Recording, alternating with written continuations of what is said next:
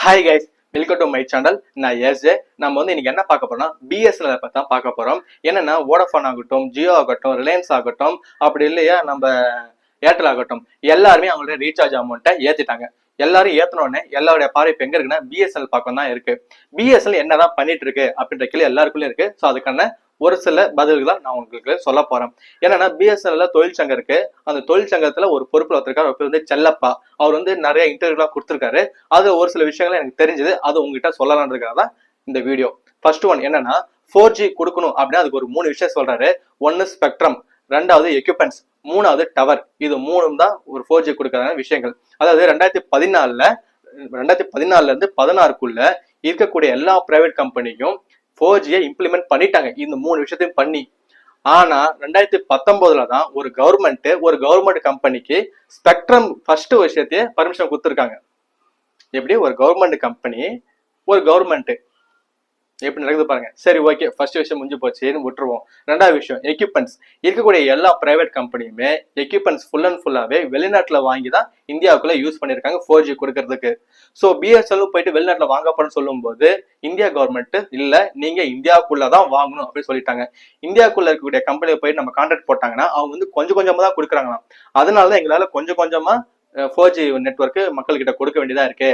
ஒருவேளை இந்தியாவுக்குள்ள அதிகமா ப்ரொடக்ஷன் வந்தாலோ, அப்படி இல்ல நீங்க வெளியே வாங்கிக்கலாம்ன்ற பர்மிஷன் கவர்மெண்ட் கொடுத்தாலோ, எண்ணி 3 மாசத்துக்குள்ள 4G 5G ரெண்டுமே பிஎஸ்என்எல் தர முடியும் அப்படின்ற விஷயத்தையும் சொல்றாரு.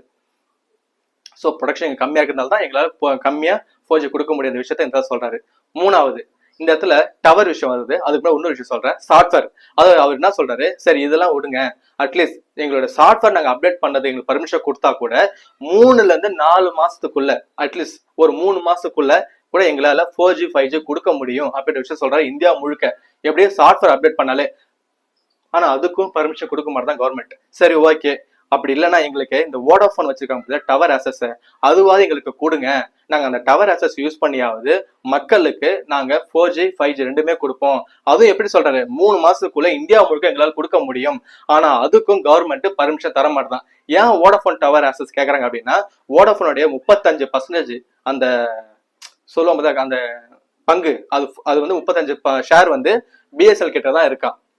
ஏன்னா அவங்க கடன் கட்ட முடியாத நேரத்துல பிஎஸ்எல் 35 ஷேர் வாங்கிடுச்சு. ஸோ அந்த ஷேரை யூஸ் பண்ணி அந்த டவர் ஆக்சஸ் எங்களுக்கு கொடுத்தீங்கன்னா எங்களுக்கு மக்களுக்கு 3 மாசத்துக்குள்ள எங்களால 4G 5G கொடுக்க முடியுன்றாங்க. அதுக்கும் ஒரு கவர்மெண்ட் கம்பெனிக்கு பர்மிஷன் தர மாட்டாங்க.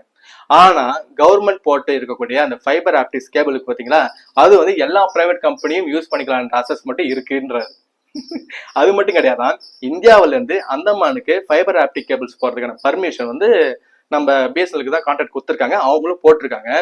போட்டதுக்கு அப்புறம் கொடுக்கக்கூடிய ஃபர்ஸ்ட் விஷயமே பிரைவேட் கம்பெனி தான் கொடுத்துருக்காங்க. நீங்க போயிட்டு அங்க போய் சேவை, அதாவது அங்க போயிட்டு நீங்க கம்பெனி வச்சுக்கீங்க அப்படின்ற மாதிரி. அதுக்கும் பிஎஸ்எல்க்கு பர்மிஷன் தரலையா, அதுக்கும் கெஞ்சி கூத்தாடி தான் வாங்கினாங்களாம் அந்தமான்ல போயிட்டு அவங்கள பர்மிஷன் கொடுக்குறது, சாரி அங்க போயிட்டு நெட்வொர்க் கனெக்ஷன் கொடுக்கறதுக்கு. இந்த மாதிரி விஷயங்கள்லாம் ஒன்னொன்னா சொல்லிட்டு இருக்காரு. அதாவது ஒரு கவர்மெண்ட் கம்பெனியை ஒரு கவர்மெண்ட்டே முடக்கி வச்சுக்குது.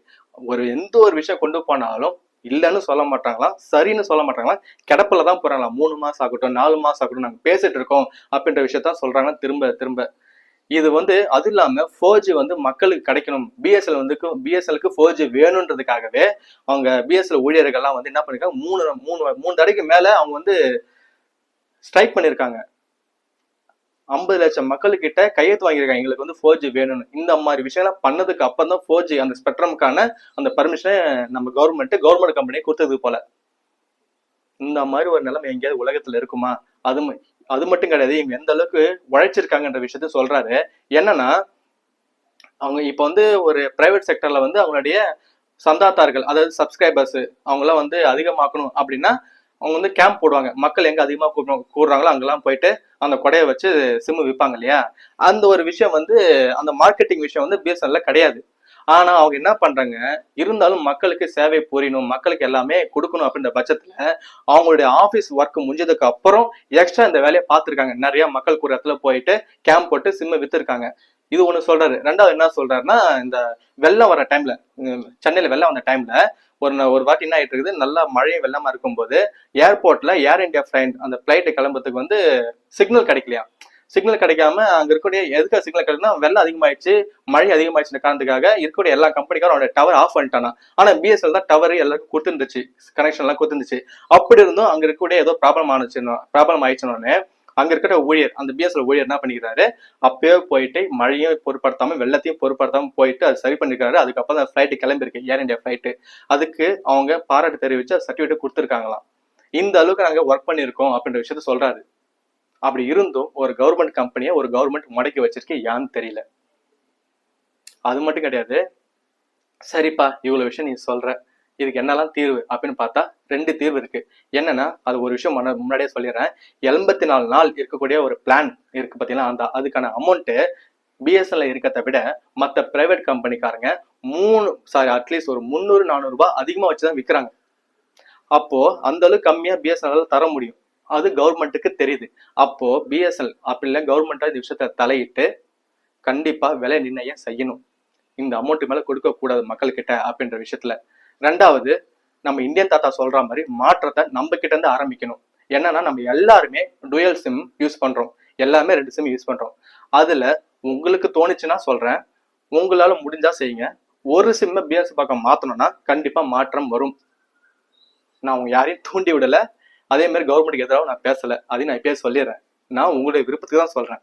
எல்லாருமே 2 சிம் யூஸ் பண்றோம், அதுல ஒரு சிம்ம நம்ம பிஎஸ்எல் பக்கம் மாறணும்னா மாற்றத்துக்கு ஏதாவது ஒரு கண்டிப்பா இன்னொரு மாற்றம் வரும், வந்தா நல்லா தான் இருக்கும்.